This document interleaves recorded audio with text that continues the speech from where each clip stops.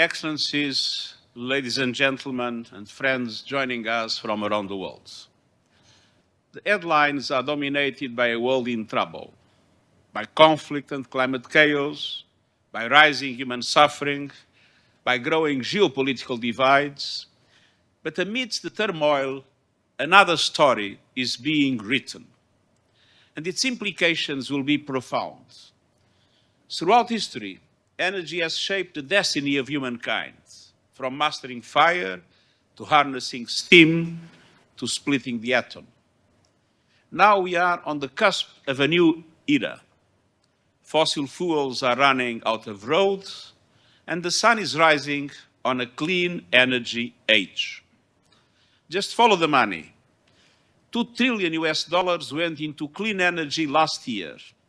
That's 800 billion more than fossil fuels and up almost 70% in 10 years. A new data released today from the International Renewable Energy Agency shows that solar, not so long ago 4 times the cost of fossil fuels, is now 41% cheaper. Offshore wind, 53%. And over 90% of new renewables worldwide produced electricity for less than the cheapest new fossil fuel alternative. This is not just a shift in power. This is a shift in possibility. Yes, in repairing our relations with the climate. Already, the carbon emissions saved by solar and wind globally are almost equivalent to what the whole European Union produces in a year. But this transformation is fundamentally about energy security and people security, and it's about smart economics, decent jobs, public health, advancing the Sustainable Development Goals, and delivering clean and affordable energy to everyone, everywhere. Today, we are releasing a special report with the support of UN agencies and partners, the International Energy Agency, the IMF, IRENA, the OECD, and the World Bank. The report shows how far we have come in the decade since the Paris Agreement sparked a clean energy revolution. And it highlights the vast benefits and actions needed to accelerate a just transition globally. Renewables already nearly match fossil fuels in global installed power capacity. And that's just the beginning. Last year, almost all the new power capacity built came from renewables.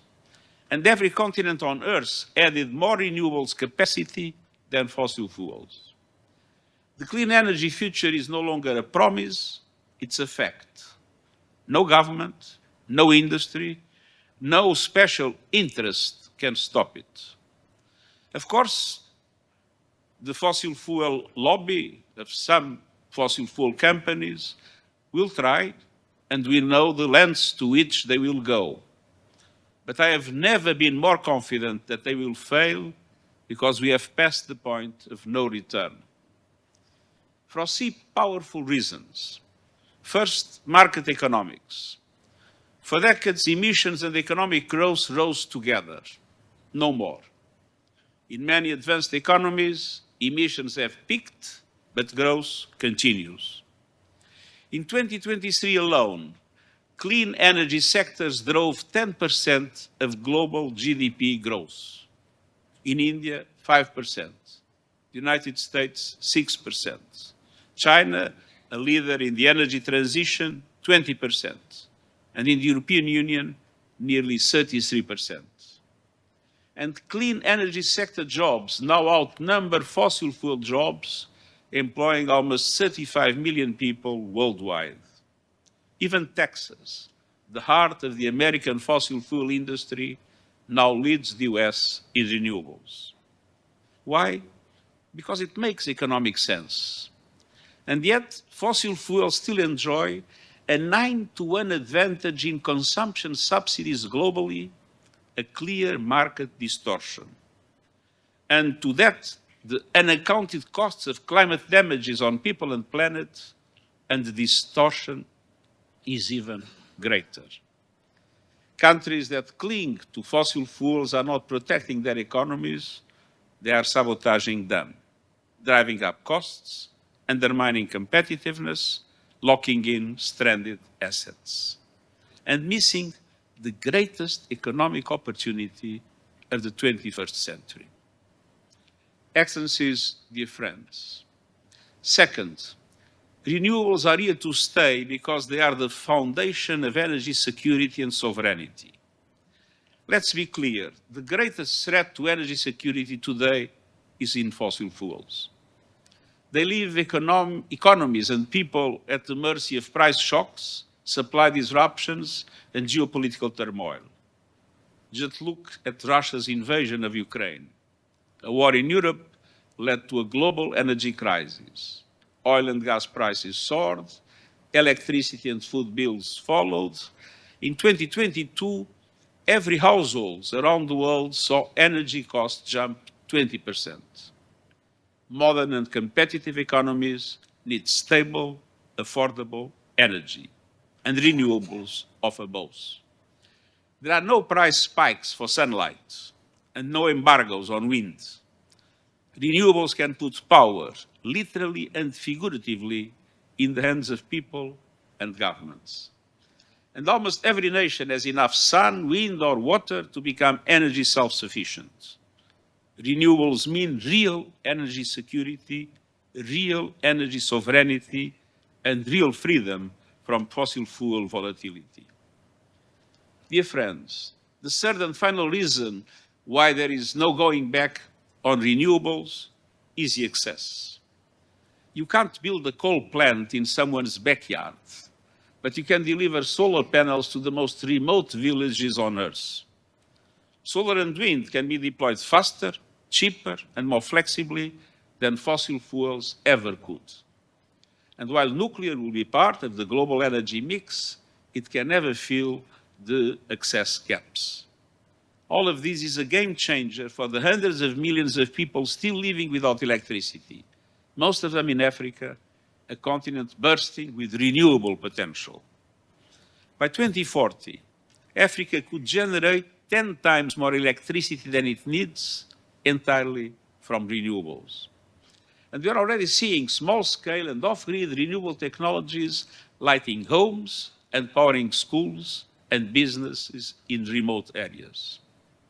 And in places like Pakistan, for example, people power is fueling a solar surge. Consumers are driving the clean energy boom. Excellencies, dear friends, the energy transition is unstoppable, but transition is not yet fast enough or fair enough. OECD countries and China account for 80% of renewable power capacity installed worldwide. Brazil and India make up nearly 10%, Africa just 1.5%. Meanwhile, the climate crisis is laying waste to lives and livelihoods.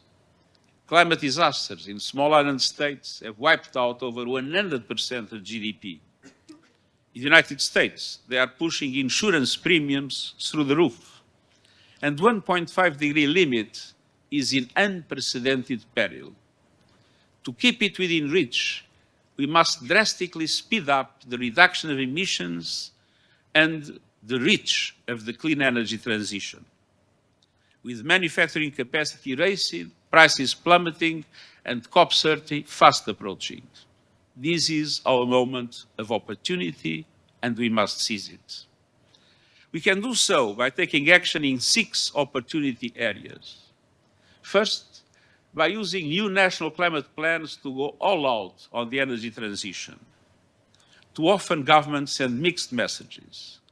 Bold renewable targets on one day, new fossil fuel subsidies and expansions the next. The next national climate plans, or NDCs, are due in a matter of months. They must bring clarity and certainty. The G20 countries must lead. They produce 80% of global emissions. The principle of common but differentiated responsibilities must apply, but every country must do more. Ahead of COP30 in Brazil this November, they must submit new plans. And I invite leaders to present their new NDCs at an event we will host in September during General Assembly High-Level Week. These must cover all emissions across the entire economy, align with 1.5-degree limit, integrate energy, climate, and sustainable development priorities into one coherent vision, and deliver on global promises to double energy efficiency and triple renewables capacity by 2030, and to accelerate the transition away from fossil fuels. These plans must be backed by long-term roadmaps for a just transition to net zero energy systems in line with global net zero by 2050. And they must be underpinned by policies that show that the clean energy future is not just inevitable, but investable. Policies that create clear regulations and a pipeline of projects, that enhance public-private partnerships, unlocking capital and innovation, that put a meaningful price on carbon, and that end subsidies and international public finance for fossil fuels as promised. Second, it is our moment of opportunity to build the energy systems of the 21st century. The technology is moving ahead. In just 15 years, the cost of battery storage systems for electricity grids has dropped over 90%. But here is the problem. Investments in the right infrastructure are not keeping up. For every dollar invested in renewable power, just 60 cents go to grids and storage, and the ratio should be 1-to-1. We are building renewable power, but not connecting it fast enough. There's 3 times more renewable energy waiting to be plugged into grids than was added last year. And fossil fuels still dominate the global total energy mix. We must act now and invest in the backbone of a clean energy future, in modern, flexible, and digital grids, including regional integration, in a massive scale-up of energy storage, and in charging networks to power the electric vehicle revolution. On the other hand, we need energy efficient, but also electrification across buildings, transport, and industry. That is how you unlock the full promise of renewables and build energy systems that are clean, secure, and fit for the future. Third, this is our moment of opportunity to meet the world's surging energy demand sustainably. More people are plugging in. More cities are eating up with soaring demand for cooling. And more technologies, from AI to digital finance, are devouring electricity. Governments must aim to meet all new electricity demand with renewables. AI can boost efficiency, innovation, and resilience in energy systems, and we must take profit of it. But it is also energy hungry. A typical artificial intelligence data center eats up as much electricity as 100,000 homes, and the largest ones will soon use 20 times that. By 2030, data centers could consume as much electricity as all of Japan does today. This is not sustainable unless we make it so. And the technology sector must be out front. Today, I call on every major tech firm to power all data centers with 100% renewables by 2030. And along with other industry, they must use water sustainably in cooling systems. The future is being built in the cloud. It must be powered by the sun, the wind, and the promise of a better world. Excellencies, dear friends, fourth, this is the moment of opportunity for a just energy transition. The clean energy that we must deliver must also deliver equity, dignity, and opportunity for all. That means governments leading a just transition with support, education, and training for fossil fuel workers, young people, women, indigenous peoples, and others, so that they can thrive in the new energy economy. With stronger social protection, so no one is left behind, and with international cooperation to help low-income countries that are highly dependent on fossil fuels and struggling to make the shift. But justice doesn't stop here. The critical minerals that power the clean energy revolution are often found in countries that have long been exploited. And today we see history repeating. Communities mistreated, rights trampled, environments trashed. Nations stuck at the bottom of value chains while others reap rewards. And the extractive models digging deeper holes of inequality and harm. This must end. Developing countries can play a major role in diversifying sources of supply. The UN panel on critical energy transition minerals has shown the way forward, with a past grounded in human rights, justice, and equity. Today I call on governments, businesses, and civil society to work with us to deliver its recommendations. Let's build a future that it is not only green, but just, not only fast, but fair, not only transformative, but inclusive.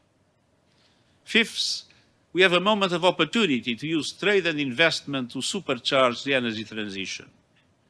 Clean energy needs more than ambition. It needs access to technologies, materials, and manufacturing. But these are concentrated in just a few countries, and global trade is fragmenting. Trade policy must support climate policy. Countries committed to the new energy era must come together to ensure that trade and investment drive it forward. By building diverse, secure, and resilient supply chains, by cutting tariffs on clean energy goods, by unlocking investment and trade, including through South-South cooperation, and by modernizing outdated investment treaties started with investor-state dispute settlement provisions. Today, fossil fuel interests are weaponizing these provisions to delay the transition, particularly in several developing countries. Reform is urgent. The race for the new must not be a race for the few. It must be a relay, shared, inclusive, and resilient. Let's make trade a tool for transformation. Sixth and finally, this is our moment of opportunity to unleash the full force of finance, driving investment to markets with massive potential. Despite soaring demand and vast renewables potential, developing countries are being locked out of the energy transition. Africa is home to 60% of the world's best solar resources, but it received just 2% of global clean energy investments last year. Zoom out, and the picture is just as stark. In the last decade, only 1 in every 5 clean energy dollars went to emerging and developing countries outside China. To keep the 1.5-degree limit alive and deliver universal energy access, annual clean energy investment in those countries must rise more than 5-fold by 2030. And that demands bold national policies and concrete international action to reform the global financial architecture, drastically increase the lending capacity of multilateral development banks, making them bigger, bolder, and better able to leverage massive amounts of private finance at reasonable cost, and take effective action on debt relief and scale up proven tools like debt for climate swaps. Today, developing countries pay outlandish sums for both debt and equity financing, in part because of outdated risk models, bias, and broken assumptions that boost the cost of capital. Credit rating agencies and investors must modernize. We need a new approach to risk that reflects the promise of clean energy, the rising cost of climate chaos, and the danger of stranded fossil fuel assets. I urge parties to unite to solve the complex challenges facing some developing countries in the energy transition, such as early retirement of coal plants. Excellencies, dear friends, the fossil fuel age is flailing, and failing. We are in the dawn of a new energy era, an era where cheap, clean, abundant energy powers a world rich in economic opportunity, where nations have the security of energy autonomy and the gift of power is a gift for all. That world is within reach, but it won't happen on its own, not fast enough, not fair enough. It is up to us. We have the tools to power the future for humanity. Let's make the most of them. This is our moment of opportunity, and I thank you.